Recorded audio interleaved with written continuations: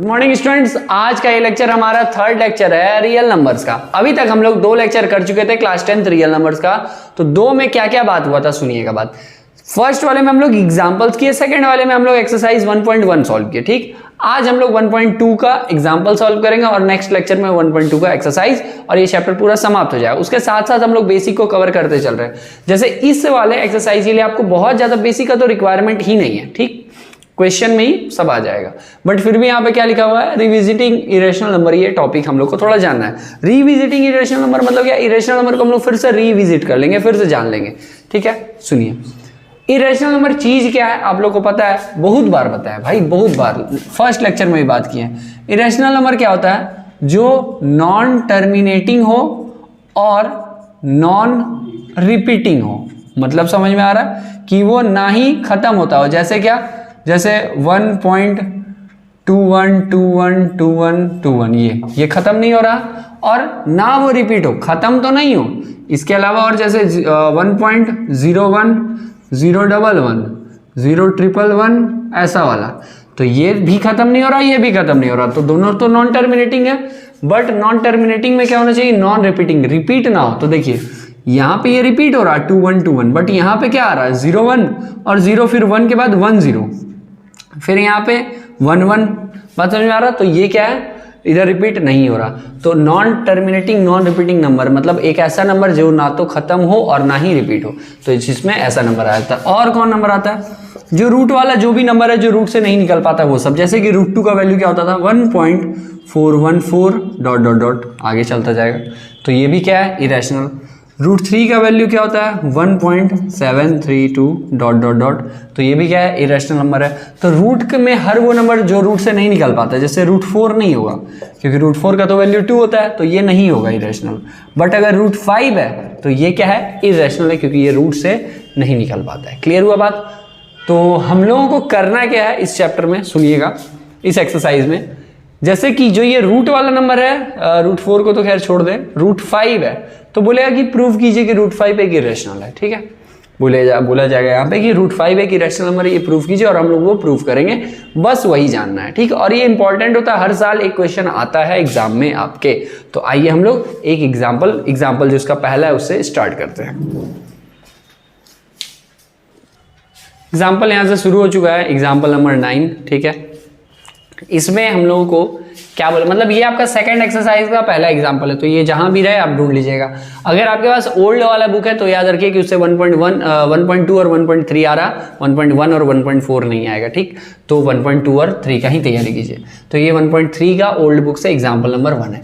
Prove क्या करना है कि √3 एक इरेशनल नंबर है। ये प्रूव करेंगे कैसे, सुनिएगा।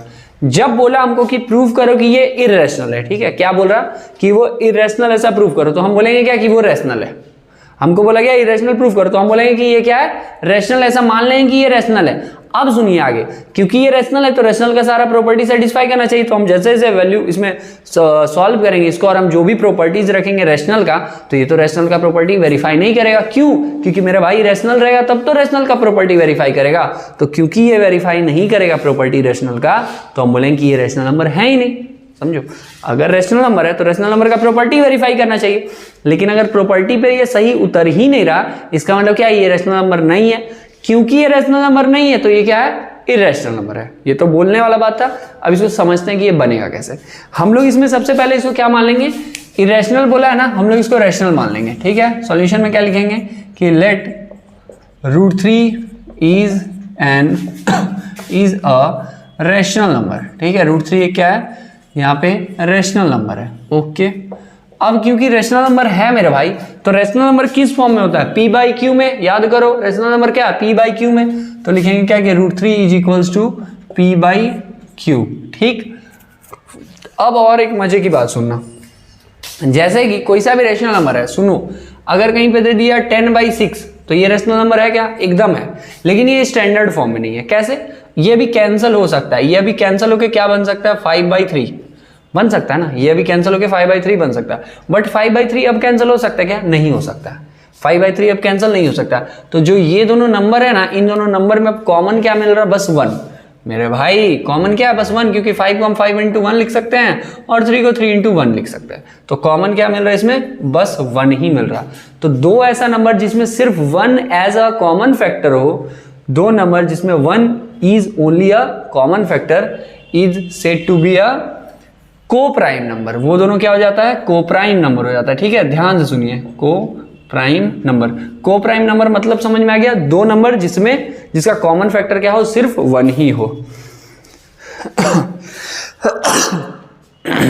सॉरी, अब समझ में आ गया कि ये दोनों क्या है? को प्राइम नंबर। तो वैसे ही हम लोग यहाँ पे बोलेंगे क्या कि P और Q क्या है यहाँ पे?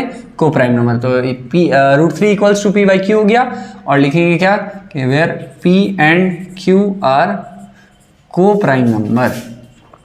ठीक, P और Q क्या है? को प्राइम नंबर है। को प्राइम नंबर है मतलब क्या कि उन दोनों में कॉमन क्या है? सिर्फ 1 है। जो भी कुछ और कॉमन रहा होगा, जैसे अगर हम 10 लिखते तो 10 को क्या लिखते? 5 और इसको हम लिखते हैं 3 × 2। तो जो भी कॉमन रहा होगा हम लोग ऐसा मान के चल रहे हैं कि वो कॉमन हट चुका है, अब उसमें कॉमन कुछ नहीं है 1 के अलावा, सिर्फ कॉमन 1 है। तो इसीलिए हम क्या लिखे? P and Q are coprime number. But देखिए अब मजे की बात यही समझा दे रहे हैं, क्योंकि हम जैसे भी बोले ना ये को प्राइम है, इसमें कॉमन बस 1 आ रहा, लेकिन जैसे हम सॉल्व करेंगे ना तो इसमें 1 के अलावा कुछ ऐसा कॉमन आ जाएगा। जैसे अभी ये दोनों नंबर सिर्फ 1 से ही डिवाइड हो रहा था, बट आगे चल के क्या होगा कि ये किसी और से भी डिवाइड होने लगेगा। जैसे P और Q है ना, दोनों 3 से डिवाइड होगा, बट हम बोलेंगे कि यार क्योंकि वो क्या था, हम बोले को प्राइम है तब तो वो सिर्फ 1 से डिवाइड होना चाहिए था, वो तो 3 से नहीं होना चाहिए था डिवाइड, बट वो दोनों क्या होगा? 3 से डिवाइड होगा। तो हम बोलेंगे कि वो उसका प्रॉपर्टी को सेटिस्फाई नहीं कर रहा, और क्योंकि प्रॉपर्टी सेटिस्फाई नहीं कर रहा मेरा भाई, तो वो क्या है? रैशनल नंबर नहीं है, वो इरेशनल है। बात समझ में आ रहा? सुनिए, हम यहाँ लिख दिए कि ये को प्राइम नंबर है। अब यहाँ सॉल्व होगा कैसे? यहाँ Q डिवाइड वाला इधर मल्टीप्लाई में आएगा, तो हो जाएगा क्या? √3Q is equals to P। ये समझ में आया? इसके बाद हम दोनों तरफ स्क्वायर कर देंगे। इसको अगर हम 1 मान लें तो अब हम दोनों तरफ स्क्वायर कर देंगे ऑन स्क्वायरिंग बोथ साइड। ठीक है, दोनों तरफ हम स्क्वायर करेंगे। तो यहाँ पे स्क्वायर अगर हम करें √3 का तो 3 होता है, और Q का स्क्वायर Q स्क्वायर होता है। फिर यहाँ P का स्क्वायर P स्क्वायर होगा। यहाँ तक समझ में आया? अब सुनिए आगे का बात। यहाँ हम बोल सकते हैं क्या कि Q स्क्वायर जो है वो P स्क्वायर बाई 3 के बराबर है। ये 3 मल्टीप्लाई वाला यहाँ डिवाइड में आ गया, तो हम बोले कि Q स्क्वायर जो है वो P स्क्वायर बाई 3 के बराबर है। यहाँ तक भी कनेक्ट हुआ बात। अब और सुनिए एक यहाँ पे फिर एक मजे की बात। अगर आपको कभी ऐसा नंबर मिले कि 6 का जो स्क्वायर है वो 2 से डिवाइड हो रहा, आपको कोई नंबर मिले कि 6 का जो स्क्वायर है वो 2 से डिवाइड हो रहा, तो 6 का स्क्वायर होता कौन है? सोचिए, 36 अगर 2 से डिवाइड हो रहा है 18 टाइम्स है, तो 6 भी तो 2 से डिवाइड होता है। अगर 6 का स्क्वायर 2 से डिवाइड होता है तो 6 भी तो 2 से डिवाइड होता है।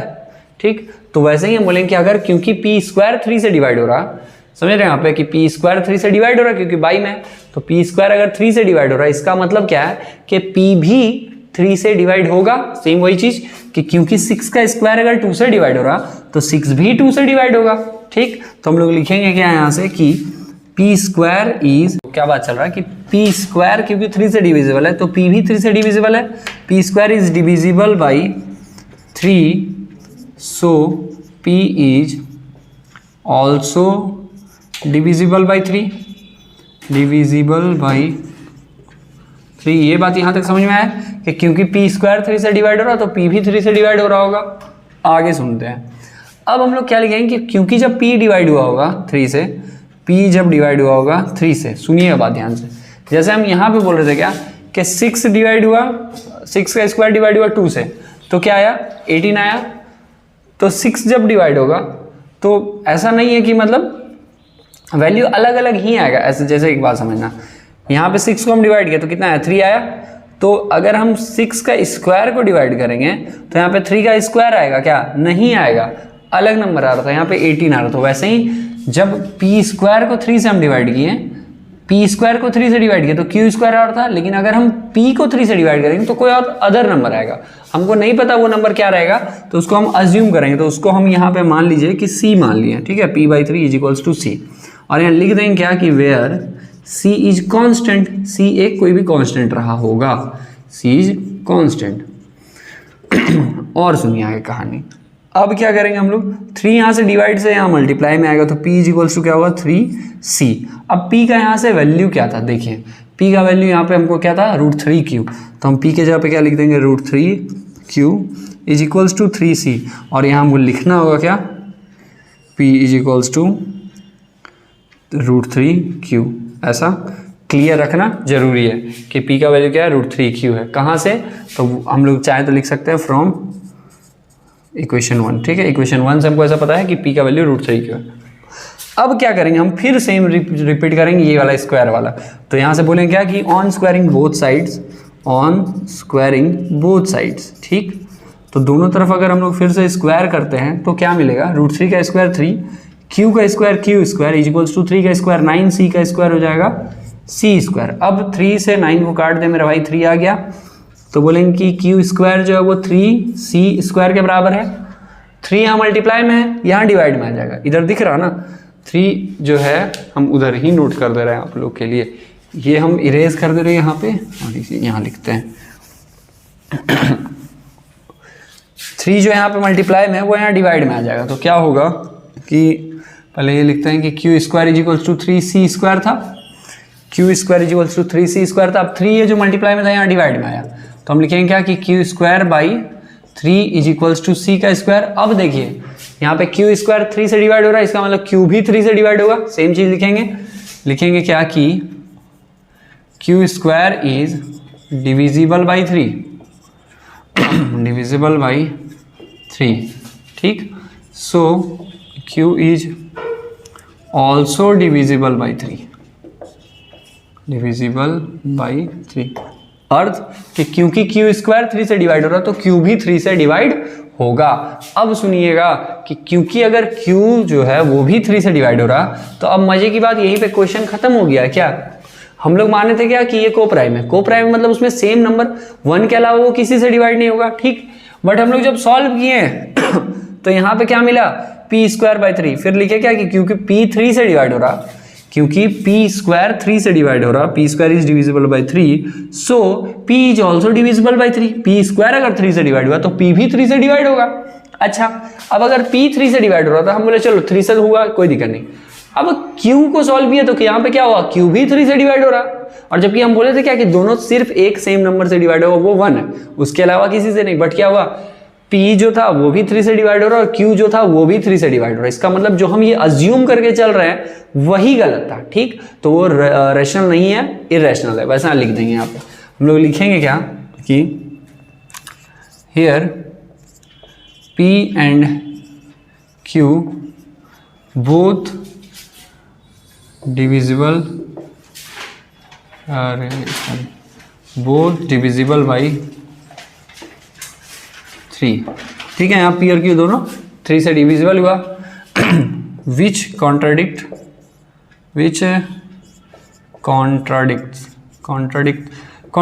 का मतलब होता है कि विरोध करना, विरोध करना मतलब बात का विरोध करना। हम लोग माने थे कोप्राइम है, बट ये कोप्राइम हुआ नहीं, ठीक है। Which contradict our fact that p and q are coprime, जो कि हमारे जो फैक्ट जो हम लोग अज्यूम करके चल रहे थे वो उसको गलत मतलब बताया। कि क्या गलत बताया कि हम लोग क्योंकि इसको कोप्राइम माने p और q को, तो वो उस चीज़ को गलत कर दिया। क्योंकि अगर वो कोप्राइम है तो उसमें 1 के अलावा कुछ कॉमन नहीं होना चाहिए, बट यहाँ तो 3 हो रहा दोनों में कॉमन, तो ये गलत हुआ। अच्छा, तो ये गलती हुआ क्यों है, हमारे गलत अजम्पशन के कारण, ठीक है। तो लिखेंगे क्या, this happens due to our this. ये बहुत तरीके से लिखा जा सकता है, ठीक है। इसको आप लोग याद मत कीजिए, बहुत लोग याद करता है, याद मत कीजिए, आप अपने से बना के लिखिए, ठीक है। This happens due to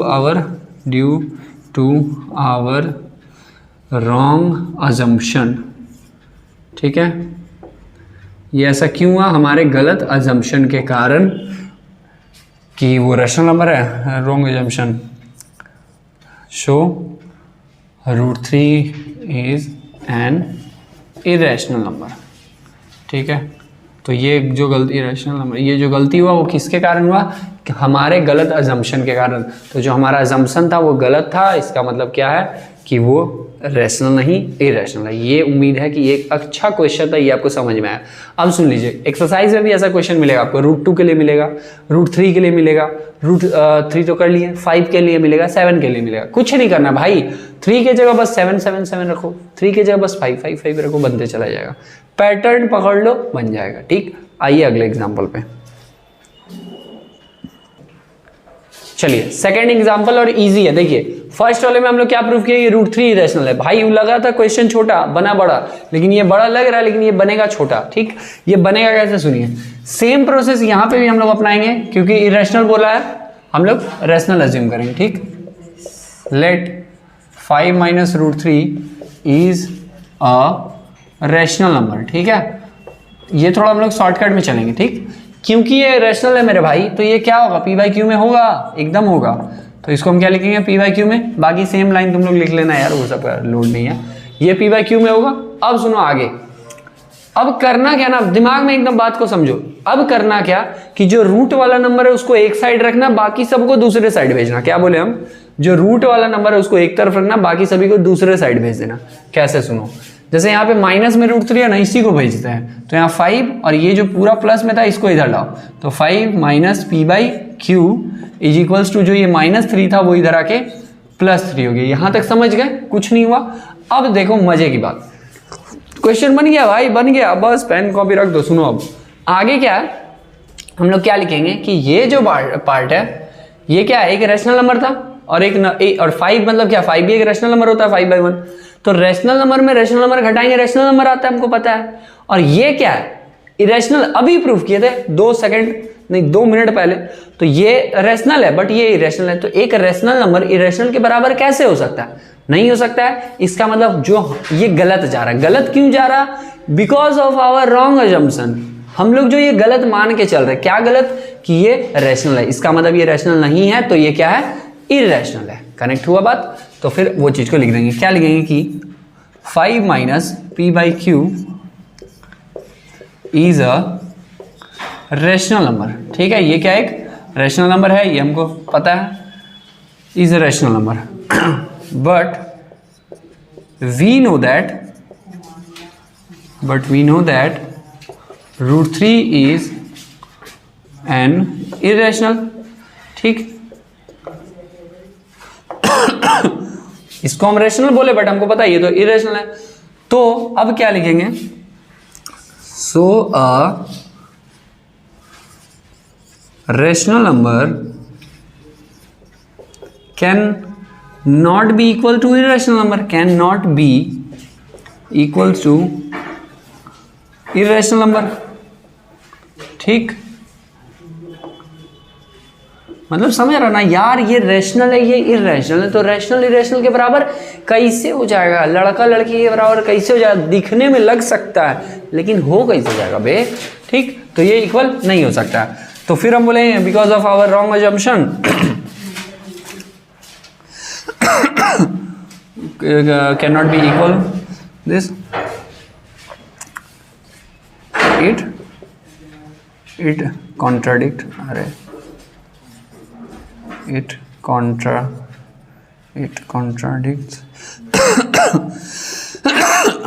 contradicts our assumption। ये हमारे assumption को क्या कर रहा है, विरोध कर रहा है। हेंस जो ये 5 - √3 है is an irrational number, is an irrational number। उम्मीद है ये समझ में आया होगा।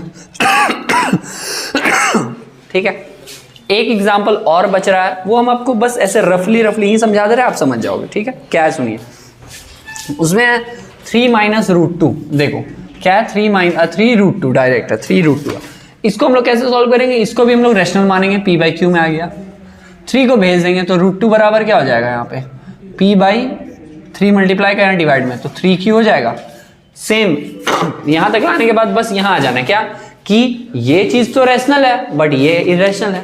तो एक रेशनल नंबर इरेशनल के बराबर कैसे, तो ये इक्वल नहीं हो सकता। इसका मतलब हम जो मान के चल रहे हैं वो गलत मान के चल रहे हैं। तो ये जो नंबर था ये रेशनल नहीं है बल्कि ये क्या है, इरेशनल है। ये आपका यहाँ पे बन के समाप्त हो जाएगा। देखिए अगर आप एक्सरसाइज खुद से ट्राई करते हैं, थोड़ा मेहनत करते हैं, तो सब सेम क्वेश्चन चल रहा भाई, आप सब बना सकते हैं। ठीक है, तो इसीलिए खुद से थोड़ा ट्राई कीजिए, अगर बन जाता है तो ठीक, नहीं तो फिर हम नेक्स्ट लेक्चर में वो भी अपलोड कर देंगे। अभी के लिए इसको हम लोग यहीं रखते हैं, मिलते हैं नेक्स्ट लेक्चर में। तो अभी के लिए टाटा बाय बाय।